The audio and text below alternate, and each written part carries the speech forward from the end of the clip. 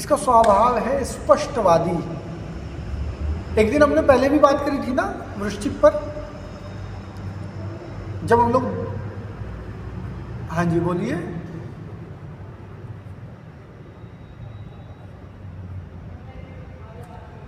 ठीक है, तो हमने बात करी थी वृश्चिक पर, और वृश्चिक के बारे में हमने ये बात कही थी कि वृश्चिक राशि के जातक स्पष्टवादी होते हैं, क्लियर कट होते हैं। जो बोलना है स्पष्ट बोलना है, मुंह पर बोलना है, किसी को बुरा लगे अच्छा लगे, क्लियर बोलते हैं। और क्या है, निर्मल होते हैं। निर्मल से समझते हैं आप क्या होता है? ये मन में नहीं रखते, तुरंत डिलीवर करते हैं, है ना। कुछ लोग होते हैं जो इंटरेस्ट के साथ डिलीवर करते हैं।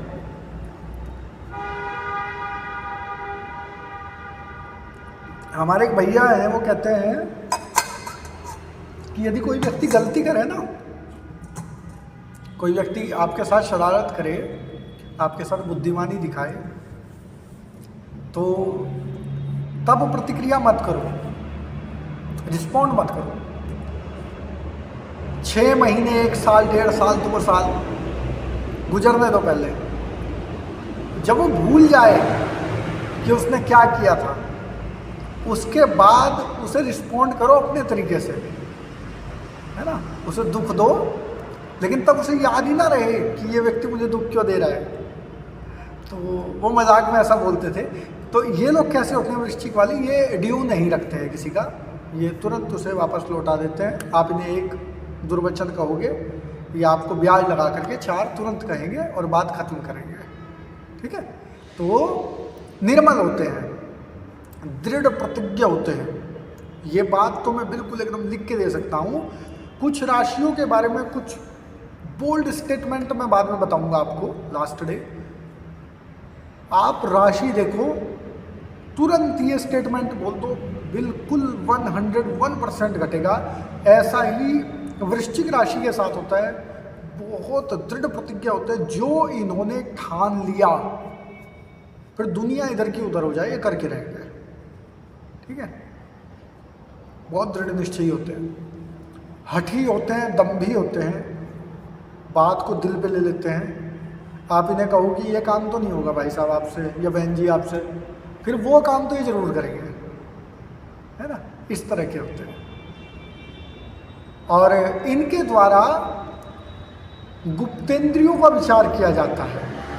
जो हमारी जननेंद्रियां हैं, जो गुप्तांग हैं, उनका विचार किया जाता है। यदि गुप्तांगों में कोई रोग है, किसी प्रकार की कोई समस्या है, तो वृश्चिक राशि यदि व्यक्ति की प्रभावित है, तो आप बोल सकते हैं कि आपको कोई गुप्त रोग हो सकता है, ठीक है।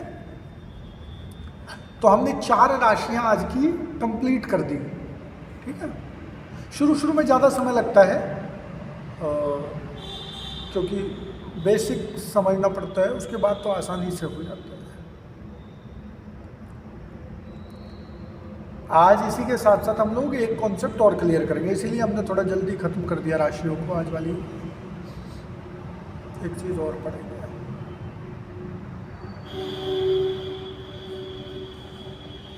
आपके कोई प्रश्न है, कोई शंकाएं, कुछ मन में विचार?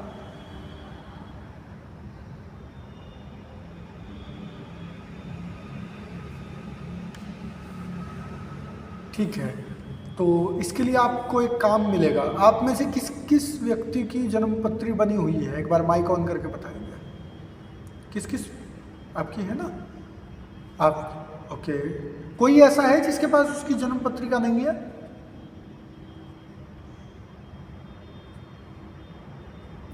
ठीक है, राधा जी की नहीं है, और बाकी सबकी है उनके पास?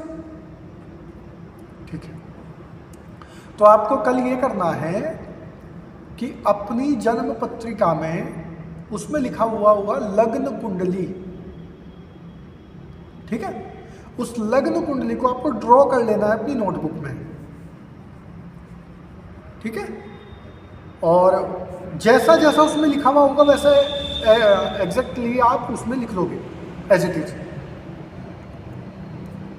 उसके बाद उस लग्न कुंडली में कुछ नंबर्स लिखे होंगे, 1 2 3 4 5 6 7 8 9 10 11 12 तक नंबर लिख रहा हूँ।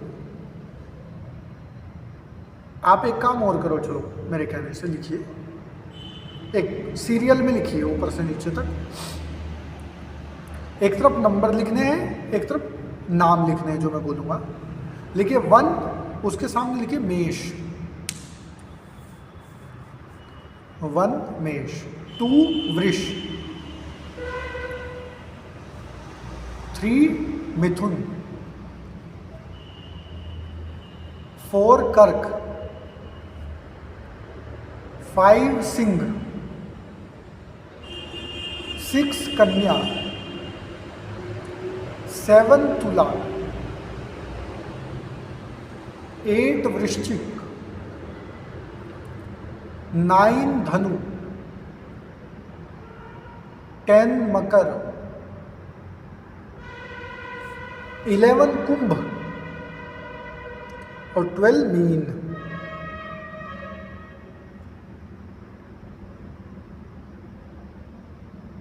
ठीक हो गया?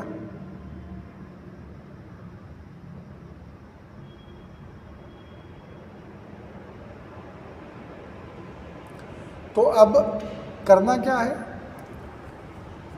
ये मैंने आपको राशियों के नंबर लिखवाए, वो किस किस नंबर की राशि है। तो जब आप अपनी लग्न कुंडली देखोगे तो उसमें कुछ नंबर लिखे हुए होंगे। तो जिस जगह पर जो नंबर होगा, इसका मतलब उस जगह पर वो राशि बैठी है। समझ गए गर्वित जी? क्लियर है? कोई प्रश्न है तो बताओ। हाँ, ये राशि वहां बैठी है, आपकी कुंडली में वहां बैठी है। कैसे बदलेगी वो बताएंगे, कैसे बदलती है। लेकिन आपकी लग्न कुंडली में जहां पर जो नंबर लिखा हुआ है वहां पर वो राशि बैठी है। ठीक हो गया? बस अभी इतना समझना है। और कल आपका होमवर्क क्या है, कल आपको अपनी ही कुंडली में किन्हीं 2 भावों में जो राशियां बैठी हैं ये चेक करके आना है। 2 स्टेटमेंट लिख करके आने हैं कि क्या जो उस राशि का स्वभाव हमने लिखवाया है, जो उस राशि का फलित हमने लिखवाया है, क्या वैसा आपके जीवन में घटित हो रहा है या नहीं। समझिए, मान लीजिए किसी व्यक्ति, आप में से किसी व्यक्ति के 4थे स्थान पर मकर राशि है। ठीक है? तो मकर राशि का क्या होता है? चौकन्ना रहता है व्यक्ति, अवसरवादी होता है, मौके को नहीं छोड़ता है। तो क्या, और चतुर्थ भाव क्या दिखाता है? सुख के मामले में, वाहन के मामले में, घर के मामले में, माता के मामले में, ऐसी चीज़ों में व्यक्ति का ऐसा स्वभाव रहता है। तो आपको लिखना है कि चतुर्थ स्थान, 4th हाउस, मकर राशि, ये स्वभाव है। और नीचे लिखना है ब्रैकेट करके कि मेरी कुंडली में या मेरे जीवन में ऐसा नहीं है या मेरे जीवन में ऐसा है। जैसे मान लीजिए आप कभी रील्स में देखते हो ना, स्क्रॉलिंग करते हो जब इंस्टाग्राम पे, कोई राशि फल आ जाए, कोई ज्योतिषी कुछ बता रहा हो, बोले अगर आप वृश्चिक राशि के जातक हैं तो आपको जुलाई से लेकर के अगस्त तक आपको ये चीज़ें हुई होंगी। तो आप कमेंट में लिखते हैं कि यस मेरे साथ ऐसा हुआ है ना, या आप लिखेंगे कि मेरे साथ ऐसा नहीं हुआ। वैसे लिखना है कि मेरी कुंडली में ये चीज़ घटित हो रही है या नहीं हो रही है। ओके, तो ये हमने आज क्या समझा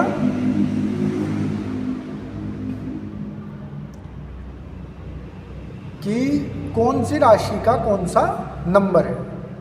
ठीक है? ओके,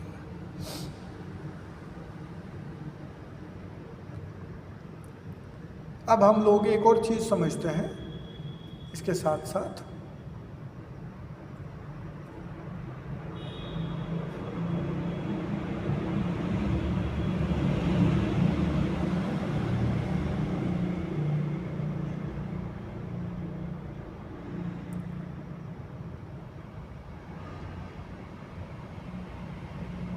बस हमें 1 मिनट लगेगा, हम ओपन करें।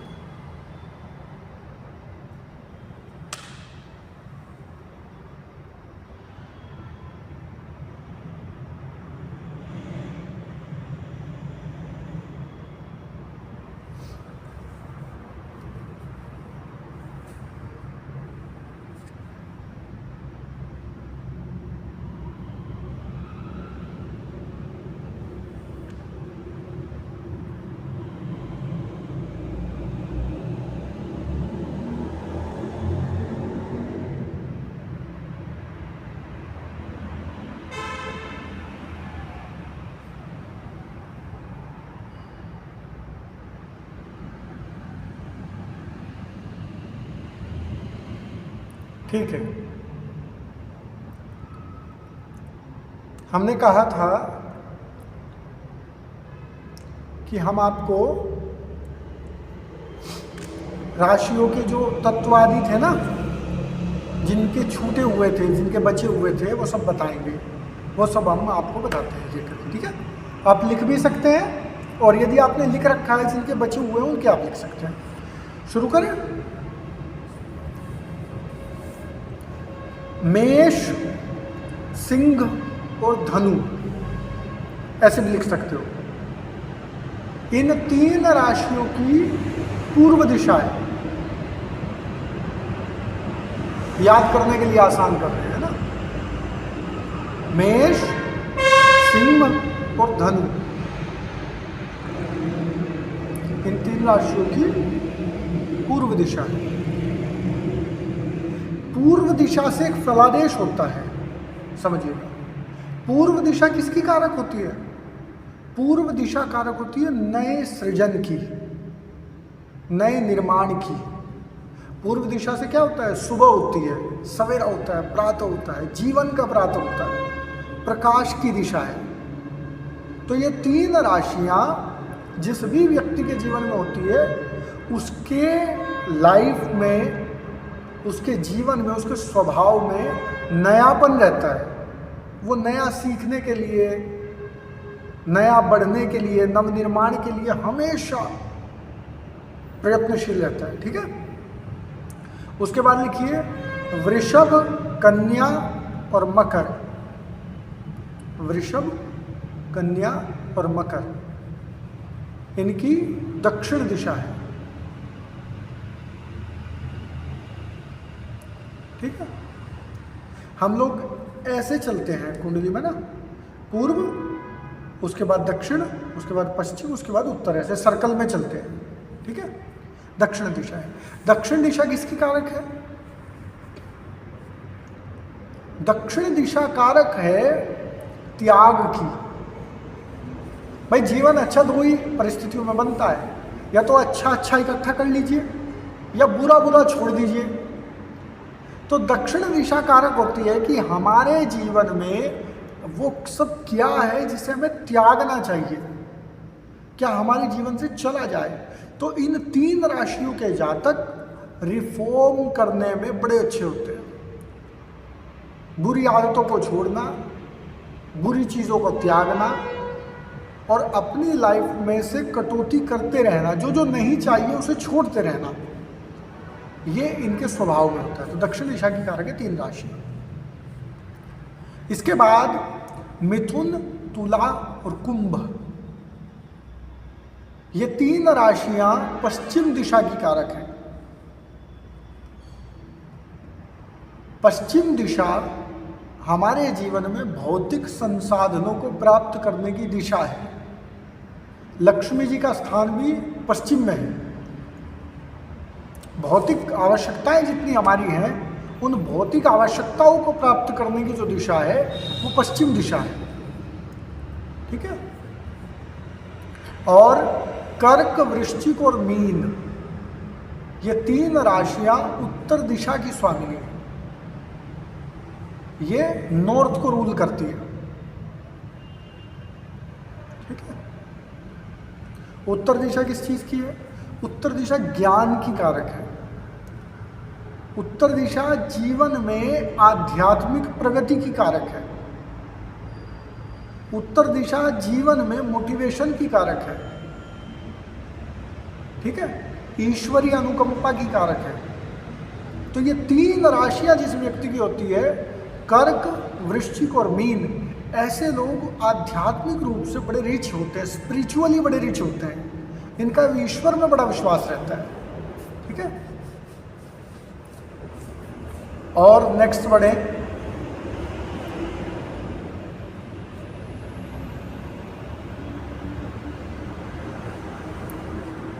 मेष राशि का रंग हमने रंग बताए थे ना, जिन जिन के बचे हुए हैं वो लिख लीजिएगा।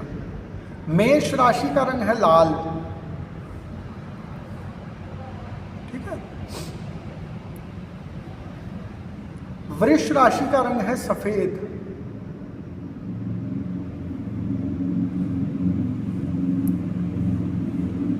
मिथुन राशि का रंग है हरा।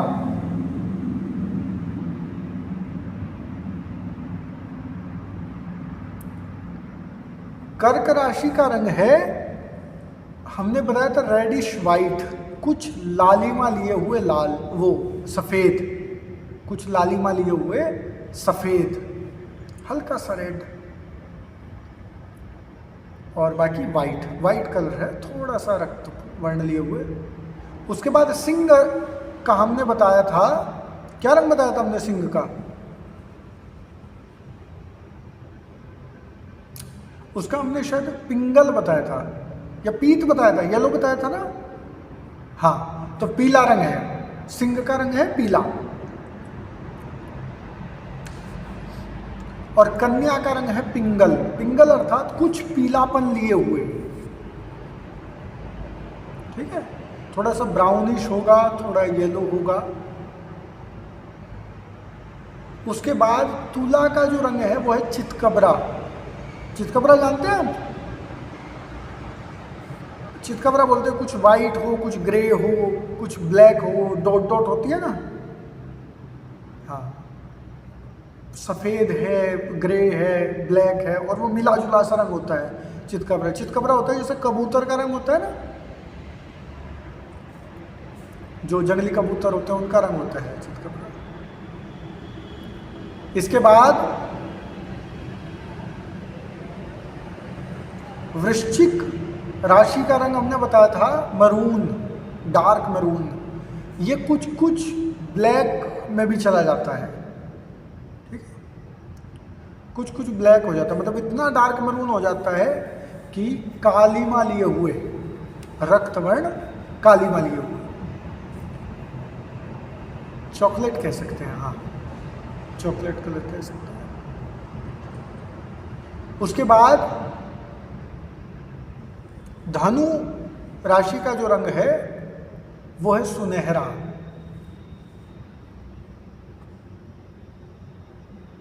ठीक है। मकर राशि का रंग फिर से पिंगल है, कुछ पीलापन लिए हुए, डार्क येलो। कुंभ राशि का रंग वापस से चितकबरा, और इसमें ब्लैक की जगह ब्राउन होता है, वाइट और ब्राउन, सफेद और भूरा रंग। और मीन राशि का रंग वापस से सुनहरा है। ठीक है।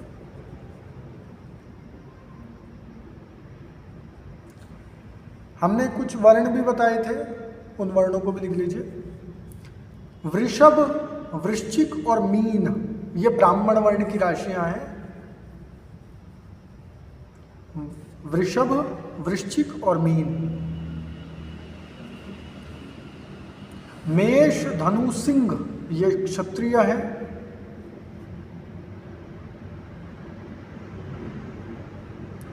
मेष, धनु और सिंह।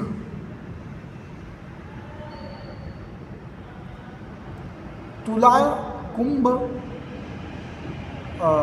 मिथुन, तुला और कुंभ ये वैश्य हैं।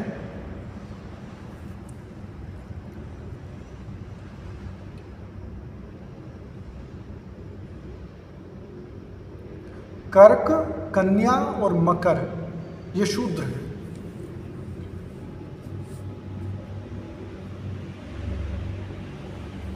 कर्क, कन्या और मकर ये शूद्र हैं। इनसे भी आप बहुत अच्छा फलादेश कर सकते हैं। और वर्णों से व्यक्ति की प्रकृति का पता चलता है। जैसे हमने एक दिन बताया था कि सिंह राशि के जातक जिद्दी होते हैं और अहंकारी होते हैं, तो ये किस लिए है? क्योंकि इसका वर्ण क्षत्रिय है, इस वजह से है। इसी तरह यदि मेष राशि के जातकों को भी देखें तो वो भी इसी प्रकार के होते हैं। उसका भी कारण यही है कि ये क्षत्रिय वर्ण के हैं। और धनु राशि के जातक भी इसी तरह के होते हैं, कुछ कुछ, थोड़ा थोड़ा। और क्योंकि धनु के साथ बृहस्पति जुड़ गए तो उसमें थोड़ा उदारता आ जाएगी, है ना। मेष के साथ मंगल ज़्यादा कठोर हो जाएंगे। सिंह का अभी हमने पढ़ा था थोड़ी देर पहले कि स्वतंत्रता प्रिय, थोड़ी सी स्वतंत्रता दे देता है, लेकिन बेसिक नेचर, मूल स्वभाव उस तरह का रहेगा। हठी होते हैं, सम्मान और स्वाभिमानी होते हैं। इसी प्रकार वृषभ, वृश्चिक और मीन ब्राह्मण वर्ण के ज्ञानवान होते हैं, विचारशील होते हैं, ठीक है, और सम्मान को प्राथमिक रखते हैं। ये सारी चीज़ें इनमें मिलेगी। मिथुन, तुला, कुंभ तीनों ही व्यापारिक किस्म के होते हैं, व्यापारिक दृष्टिकोण के होते हैं, लाभ को प्रायोरिटी में रखते हैं। ये नेचर इनके अंदर मिलेगा।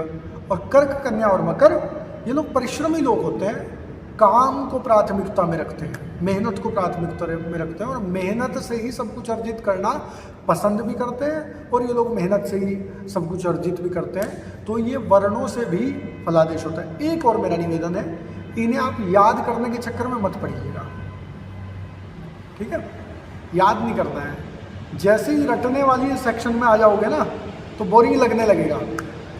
रटना नहीं है बिल्कुल भी, समझना है। इनके साथ समय बिता सकते हो, देख सकते हो, अपनी कुंडली में देख सकते हो, ठीक है। इसके बाद हाँ, मैं लूँगा अनुराधा जी आपका प्रश्न। बस एक और चीज़ है, इसके बाद हम लोग आज की कक्षा को हम जल्दी ख़त्म करेंगे। आज हमें भी थोड़ा, आज हमने ज़्यादा काम कर लिया दिन में, तो आज हमारी भी एनर्जी थोड़ी सी लो हो रही है। आपको भी लग रहा है ऐसा, या उधर ठीक लग रहा है? वैसा ही लग रहा है जैसे रोज़ होते हैं। अच्छा, आज हमारा कंटेंट ख़त्म हो गया पढ़ाने का। आज हम इसलिए कंफ्यूज हो गए कि अब करें क्या आधा घंटा। हमारा जितना कंटेंट होता है वो हम पढ़ा चुके आज। और देखिए ये कितना आश्चर्य की बात है कि कई कई महीने तक लोग ज्योतिष पढ़ाते हैं तो कंटेंट खत्म नहीं होता। हमें सिर्फ 10 दिन पढ़ाना, उसमें भी हमारा कंटेंट खत्म हो गया। तो एक और चीज़ पढ़ते हैं आगे, उसके बाद हाँ जी, हाँ मतलब बेसिक फाउंडेशन वाला, हाँ 10 दिन और पढ़ाएंगे। नहीं अब तो, हाँ जी, बस ये वाला हम कंप्लीट कर दें। आप अपना लिख के रखो क्वेश्चन, फिर उसके बाद आपके प्रश्न लेंगे जी। और एक और चीज़ हम लोग पढ़ लेते हैं इसी के साथ साथ।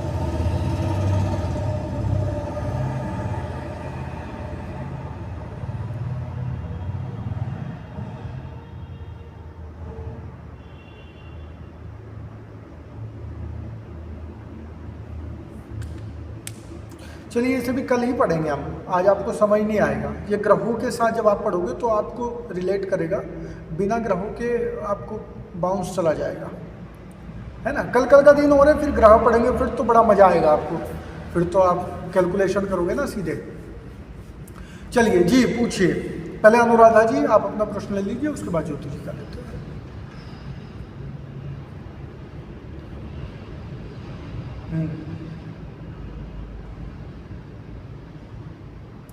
वात पित्त कफ, अच्छा है।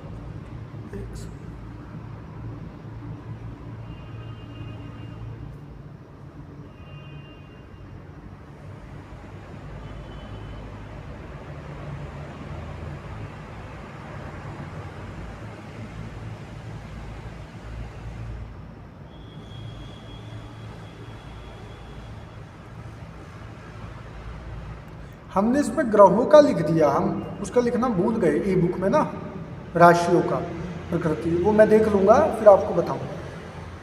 मैं आपको भी बोलता हूँ ना कि रटना नहीं है, तो मैं उसे अपने पे भी अप्लाई करता हूँ। मैंने भी नहीं रट रखी है,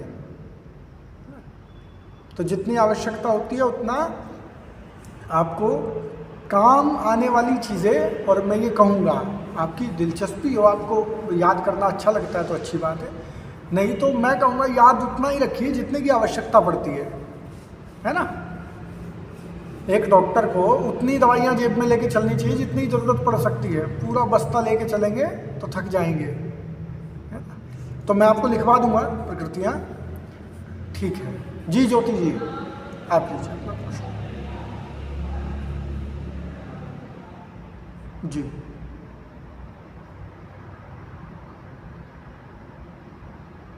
बिल्कुल जी, बिल्कुल। देखिए उच्च और नीच में दृष्टि का प्रभाव नहीं होता। ठीक है, समझ रहे हैं आप मेरी बात? मतलब उच्च और नीच की जब हम बात करते हैं ना, तो सिर्फ उच्च और नीच में बैठने का प्रभाव होता है, उच्च और नीच दृष्टियां नहीं होती। खाली नीच के लिए नहीं बोल रहे, ये दूसरा उल्टा भी हो सकता है। मान लीजिए सूर्य तुला में बैठा है, तो उच्च दृष्टि डालेगा ना सामने वाले भाव पर उसकी उच्च दृष्टि होनी चाहिए। ये कॉन्सेप्ट नहीं होता ज्योतिष में, उच्च और नीच दृष्टियां नहीं होती, बैठने का प्रभाव होता है कि जहां बैठा है वहां उच्च और नीच का प्रभाव देता है। ठीक है, नहीं तो ये हमेशा ही होगा कि वो अगर बैठेगा नीच में तो सामने वो उच्च का प्रभाव देगा, बैठेगा उच्च में तो सामने नीच का प्रभाव देगा। ठीक है, ऐसा है। और हम लोग कल कंप्लीट कर देंगे राशियां, और यदि कल हमें समय मिला तो हम कल से ग्रहों को शुरू करेंगे।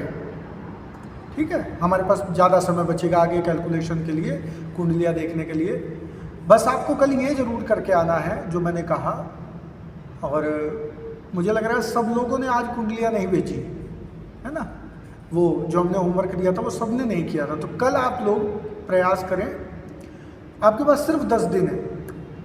ठीक है, मुझे जो पारिश्रमिक लेना था मैं ले चुका। पहली दिन की कक्षा शुरू होने से पहले हमारी फीस हमारे पास तक आ गई थी। अब आपको लेना है, आप जो ले सकते हैं। तो मैं आपको बार बार कहूँगा, इन 10 दिनों को आप जितना सीख सकते हैं, जितना इसमें टाइम दे सकते हैं, जितनी एनर्जी दे सकते हैं दीजिए, क्योंकि ये आपका इन्वेस्टमेंट है। आप जो भोजन करते हैं वो मुझे लगता है कि कुछ सेकंड का स्वाद देता है बस। आप कितना ही अच्छा पनीर खाइए, पनीर खाने के, भोजन करने के 3-4 सेकंड के बाद आपको याद रहता है, आपकी जीभ को टेस्ट आता है, वो जो आपने खाया था वो चला जाता है। बस वो तभी तक होता है जब आप खा रहे हैं। आप कितनी भी अच्छी T shirt, shirt, pant, coat pant, sari खरीद लीजिए, उसकी लाइफ 6 महीने 1 साल है। ऐसा ही है ना? कितनी अच्छी पूमा से, रिबॉक से आप लेकर के आइए, भाई 2 साल के बाद वो पुरानी हो जाती है, फिर उसमें वो स्वाद नहीं रहता, वो आनंद नहीं रहता जो नए का था। एकमात्र ऐसी चीज विद्या है, एकमात्र ऐसी चीज आपका कौशल है, आपकी स्किल है, ये जितनी पुरानी होती है उतनी फाइन होती है। जितनी पुरानी होती चल जाए आप इसमें और प्रगाढ़ हो जाएंगे। दूसरा, ये 10 दिन आपके जीवन में अगर आप एक ज्योतिषी के रूप में कार्य करेंगे, ये आपको हमेशा रिजल्ट देंगे, हर दिन कमा करके देंगे। भाई मैंने भी तो यही पढ़ा होगा ना कभी, तो मेरे तो जीवन का निर्वाह इससे हो रहा है, तो आपके साथ भी ऐसा हो सकता है। आपको बस क्या करना है कि इन 10 दिनों में जैसा जैसा मैं कह रहा हूँ, मैं ज़्यादा तो बोलता भी नहीं हूँ कि आप कुछ करिए, आप याद मत करिए, हम तो खुद कहते हैं याद मत करिए, रटिए मत, कुछ मत करिए, लेकिन जितना मैं कहूँ उसमें कमी मत करिए। जब मैं कहूँ कि कल आपको अपनी जन्म कुंडली देख करके आनी है, लिख करके आनी है, उसमें आपको ये चेक करना है जितना जितना आपने अभी तक पढ़ा है, आपने भाव पढ़े, आपने राशियाँ पढ़ी, उसमें भी जितनी राशियाँ पढ़ी हैं, जो आपका पढ़ा हुआ है क्या वो आपकी कुंडली में वैसा फलादेश कर रहा है, वैसे उसके रिजल्ट आ रहे हैं या नहीं आ रहे हैं। मुझे पता है आप में से 50% लोग ये कहेंगे कि हमने जो पढ़ा है वैसे रिजल्ट हमारी कुंडली में नहीं है। बस हमें उसी पे ही चर्चा करनी है कि क्यों नहीं है। ठीक है, वहां से हम सीखेंगे कि ये रिजल्ट क्यों नहीं आ रहे, उस पर हम चर्चा करेंगे ग्रहों के साथ। ठीक है, तो आज के लिए हम लोग कक्षा को यही समाप्त करते हैं और कल